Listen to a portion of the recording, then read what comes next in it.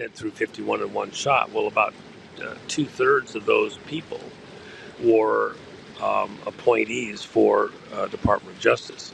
So the momentum, the direction over at Department of Justice is shifting right now because those are the leveraged positions that will then begin to cull out some of the people at the Department of Justice that are highly politicized, and then move forward some of President Trump's agendas concerning how justice is administered at the Department of Justice.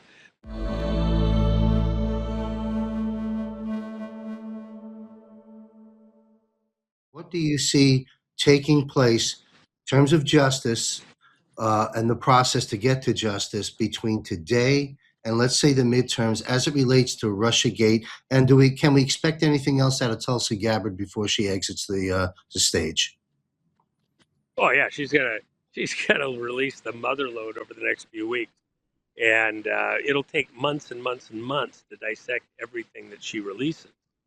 But she's going to get these things out in the open, and then we're going to have a public discussion before the whole world. Russiagate, the election frauds and theft. Remember, she was briefed, and all of the key staff within Homeland Security were briefed in small groups over many months by the people who are now testifying before federal grand juries on the global conspiracy.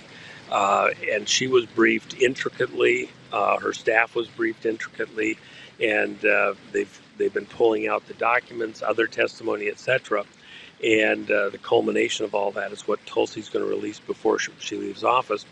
And there's a certain value genius to that because she's essentially lame duck now at this point in time. And she won't be going into other politics. She'll just be taking care of her husband. Well, so she can fire at will and walk away.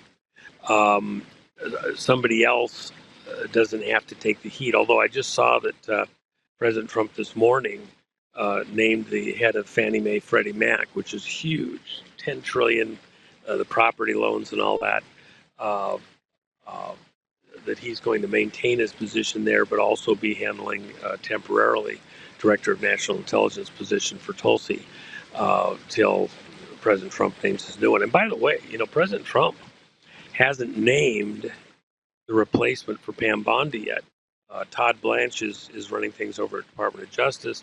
He is doing what Trump is asking him to do, and so a lot of people think he might stand a chance of getting to be the choice for Trump. But privately in other lanes, we're getting word that Peter Tickton is in fact going to be President Trump's choice to take Pam Bondi's position over at Department of Justice. Department of Justice has about 100,000 plus employees.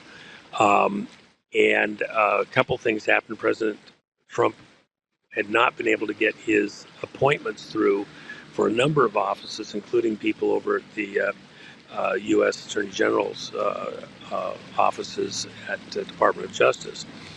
And in a sweeping blanket vote the other day, about 3 weeks ago, over at the Senate, they confirmed 51 people in a single vote instead of having to go through person by person, one at a time, in this long delayed process that we haven't been getting people in there that Trump has needed in order to do his job as president.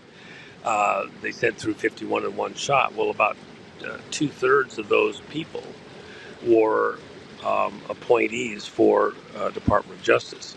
So the momentum, the direction over at Department of Justice is shifting right now because those are the leveraged positions that will then begin to cull out some of the people at the Department of Justice that are highly politicized, and then move forward some of President Trump's agendas concerning how justice is administered at the Department of Justice. But the most important position, the director, has not been renamed to replace Bondi. About 2 weeks before Bondi's resignation was announced, Peter Tickton provided all of his underlying documentation, background stuff, etc., to the president for that position. And that has been being reviewed, and it appears at this point, my understanding and a number of other folks, that Peter Tickton is in fact the most likely one to be named by President Trump for his designee for Department of Justice.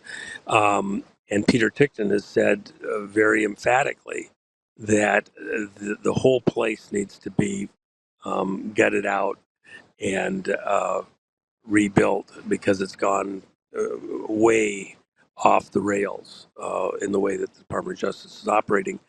And he also said in one of his interviews here a couple of weeks ago, he's presenting at the Fraud Fighters Summit here in Vegas that I'm having here in 2 weeks. He said that the most important speech of his life is likely the speech that he's going to be giving at that summit.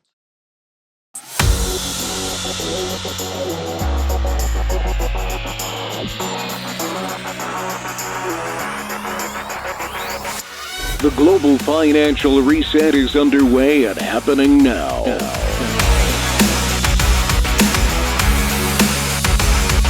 The battle rages on with competing parallel systems. The current deep state Federal Reserve Central Bank system and the system President Trump and team has developed. While the dawning of the golden age is upon us, we are presently in the danger zone through the reset transition. Join me and my prominent guests every Wednesday live at 8:30 p.m. Eastern on JMC Broadcasting's backup Rumble channel on X, Facebook, and YouTube. Sign up for JMC's free weekly war report, including notifications of when the Global Financial Reset Show is published. The future is bright, and it belongs to us, not to the global elite. Global Financial Reset. Only from JMC Broadcasting.